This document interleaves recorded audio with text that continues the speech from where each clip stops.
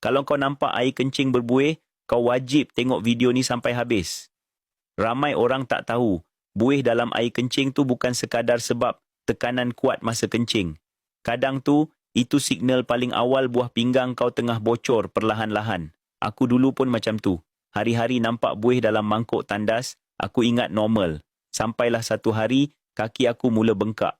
Tapak kaki rasa sakit gila bila pijak lantai. Muka pun mula sembab, mata jadi kabur sikit.